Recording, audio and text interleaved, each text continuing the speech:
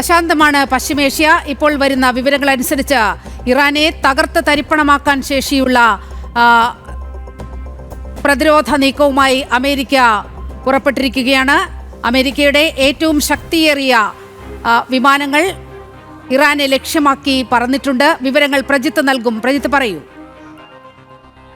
നീലിമ, നിലവിൽ ഏറ്റവും ശക്തിയേറിയ അമേരിക്കയുടെ കൈവശമുള്ള വിമാനങ്ങളിൽ ഒന്ന് എന്ന് പറയാവുന്ന, ഒരുപക്ഷെ ഒരു തവണ പറന്നുയർന്നു കഴിഞ്ഞാൽ ഏതാണ്ട് 6000 കിലോമീറ്ററുകൾ നിർത്താതെ പറക്കാൻ ശേഷിയുള്ള സ്പിരിറ്റ് B-2A വിമാനങ്ങളാണ് ഇപ്പോൾ ഇറാനിൽ എത്തിയിരിക്കുന്നതായി വിവരം ലഭിച്ചിരിക്കുന്നത്. അതായത് ഇറാനിൽ ആക്രമണം നടത്തിയതായി വിവരങ്ങൾ ലഭിച്ചിരിക്കുന്നത്. പുറത്തുവരുന്ന വിവരങ്ങളനുസരിച്ച് 4 സ്പിരിറ്റ് വിമാനങ്ങൾ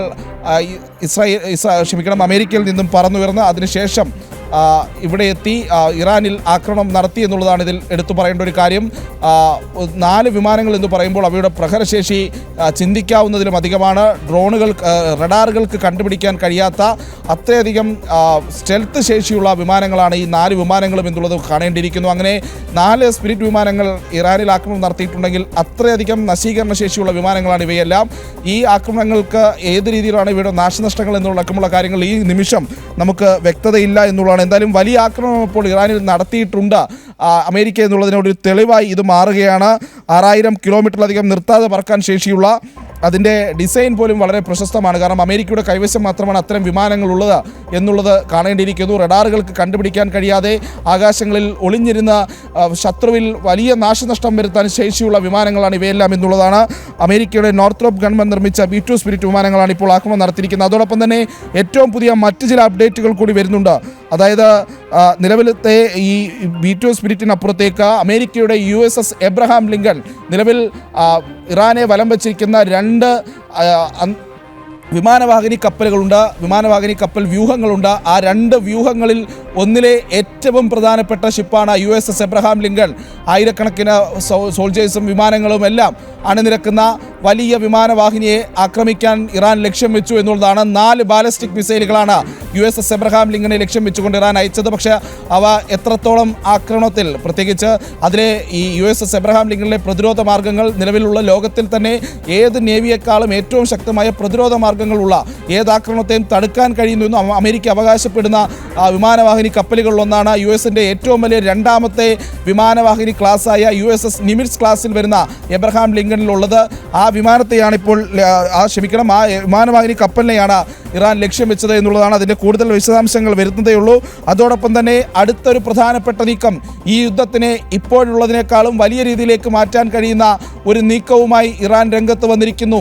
ഇറാൻ ആക്രമിച്ചിരിക്കുന്നു ഫ്രഞ്ച് എയർബേസിനെ, നേവൽ ബേസിനെ, ക്യാമ്പ് ഡീ ലാ പൈക്സ് എന്ന് പറയുന്ന അബുദാബിയിലുള്ള ഫ്രഞ്ച് നേവൽ ബേസിലേക്ക് ആക്രമണം നടത്തിയിരിക്കുന്നു ഇറാൻ എന്നുള്ളതാണ് ഏറ്റവും പുതിയ വിവരം. അപ്പോൾ സ്വാഭാവികമായും നേരത്തെ ബ്രിട്ടൻ എങ്ങനെയാണോ ഈ യുദ്ധത്തിൽ പങ്കാളിയായത്, അതുപോലെ ഫ്രാൻസ് കൂടി യുദ്ധത്തിൽ പങ്കാളിയാകാനുള്ളൊരു സാധ്യതയിലേക്ക് കാര്യങ്ങൾ പോവുകയാണ്.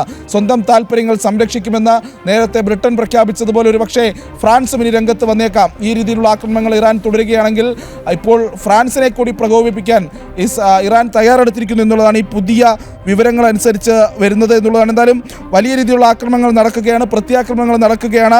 അമേരിക്കയുടെ US MQ-9 റീപ്പർ ഡ്രോണിനെ, അത് ഡ്രോണുകളുടെ കാര്യത്തിൽ വരുമ്പോൾ ഏറ്റവും ശക്തിയേറിയ ഡ്രോൺ സംവിധാനങ്ങളിലൊന്നാണ് അമേരിക്കയുടെ റീപ്പർ ഡ്രോണുകൾ.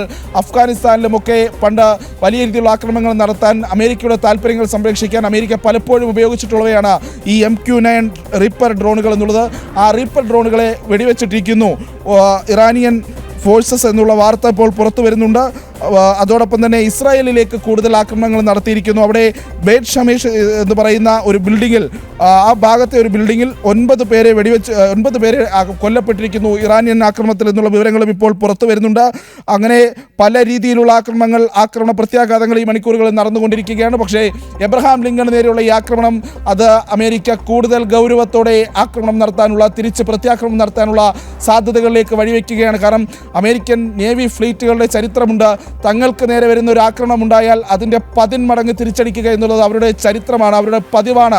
അമേരിക്കയുടെ ഏറ്റവും ശക്തമായ സൈനിക സാന്നിധ്യം. ഇന്നലെ പ്രജിത്ത് ബഹ്റൈനെ ലക്ഷ്യം വെച്ച് അത്തരത്തിൽ വലിയൊരു നീക്കം ഇറാൻ നടത്തിയതും അതിൻ്റെ ഒരു ബാക്കിയായിരുന്നു.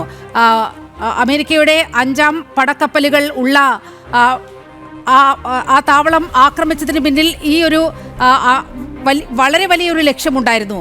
ഇപ്പോൾ ഈ GCC രാജ്യങ്ങൾക്ക് ഒരു സന്ദേശം വരുന്നുണ്ട് ഇറാനിൽ നിന്നും. പറയുന്നത് GCC രാജ്യങ്ങളെ ആക്രമിക്കൽ ഇറാന്റെ പദ്ധതിയല്ല, അവിടെയുള്ള താവളങ്ങളെ മാത്രമാണ്, അമേരിക്കൻ താവളങ്ങൾ മാത്രമാണ് ഇറാന്റെ ലക്ഷ്യം, മറ്റൊരു ലക്ഷ്യവും ഇറാനില്ല. പക്ഷേ നോക്കൂ, ഈ ജനവാസ മേഖലകളിലൊക്കെ ആക്രമണം നടത്തിക്കൊണ്ടാണ് ഇറാൻ മുന്നേറുന്നത് GCC രാജ്യങ്ങളിൽ. ഇപ്പോൾ GCC രാജ്യങ്ങളുടെ വിദേശകാര്യമന്ത്രിമാരുടെ യോഗം കൂടി ചേരാനിരിക്കെയാണ് ഇത്തരത്തിൽ ഇറാന്റെ ഒരു സന്ദേശം വന്നിരിക്കുന്നത്.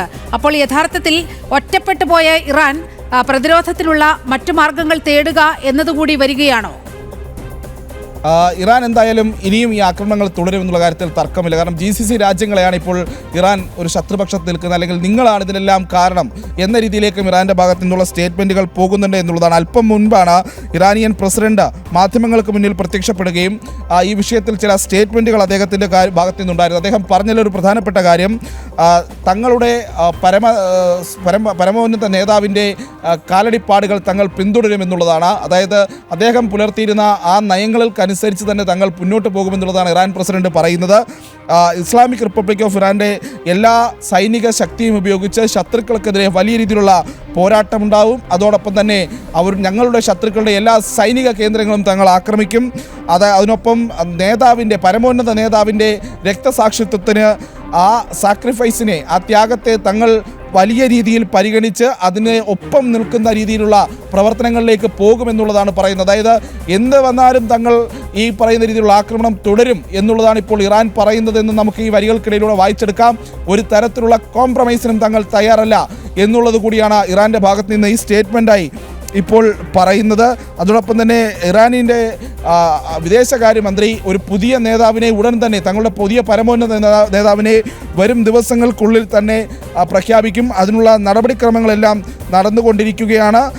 ഒപ്പം വളരെ പെട്ടെന്നൊരു പുതിയ സ്റ്റേറ്റ്മെൻറ്റ് കൂടി നീലിമ സൂചിപ്പിച്ചതുപോലെ വരികയാണ്. അവർ പറയുന്നത് ഇങ്ങനെയാണ്, അർഗാച്ച് പറയുന്നത് ഇങ്ങനെയാണ്: തങ്ങൾ ആക്രമിക്കുന്നത് തങ്ങളുടെ സഹോദര രാജ്യങ്ങളെയല്ല, അവിടെയുള്ള അമേരിക്കൻ കേന്ദ്രങ്ങളെയാണ് എന്നുള്ളതാണ് ഇറാൻ്റെ വിദേശകാര്യ മന്ത്രിയുടെ ഇപ്പോഴത്തെ ഒരു ന്യായമായി വന്നിരിക്കുന്നത്.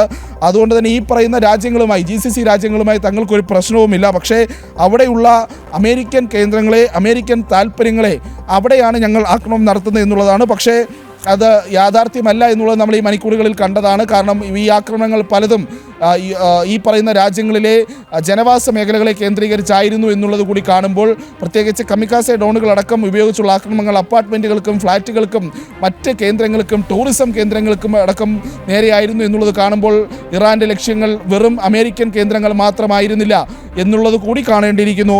എന്തായാലും വലിയ പോരാട്ടം തുടർന്നുകൊണ്ടിരിക്കുകയാണ്. അതിൽ നേരത്തെ ഞാൻ സൂചിപ്പിച്ചതുപോലെ ഈ ഒരു നാവിക യുദ്ധത്തിലേക്ക് കാര്യങ്ങൾ പോവുകയാണെങ്കിൽ ഹോർമുസ് കടലിടുക്ക് ഒരു യുദ്ധക്കളമായി മാറാനുള്ള സാധ്യതകൾ വരുന്നു.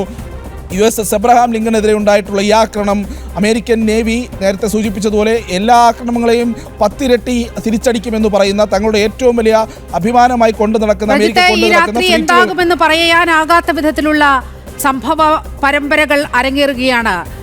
അതിലേക്കൊക്കെ തിരികെ എത്താം ചെറിയൊരു ഇടവേളയ്ക്ക് ശേഷം.